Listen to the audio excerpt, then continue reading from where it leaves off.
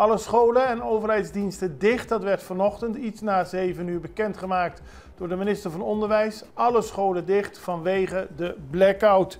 Daarop werd ook door de minister van Bestuur, Planning en Publieke Dienstverlening, Kimberly Yulantai, laten weten dat alle publieke diensten 's ochtends ook gesloten zullen zijn als de stroom weer terug is.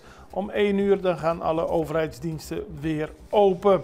En het ministerie van Justitie maakte bekend dat de nooddiensten, zoals het korps de politie Curaçao en de brandweer, gewoon aan de slag zijn gegaan. Die hebben ook een garantie van de continuïteit van hun dienstverlening, doordat ze noodgeneratoren hebben. Burgerpersoneel wordt in de middag weer verwacht, maar dat heeft allemaal te maken met het feit of de stroom weer op tijd terug is. En het Curaçao Medical Center heeft laten weten dat het blijft draaien op noodgeneratoren. Alle essentiële zorg, inclusief afspraken bij de polykliniek, gaan normaal door. Het is lastig voor heel Curaçao en we proberen er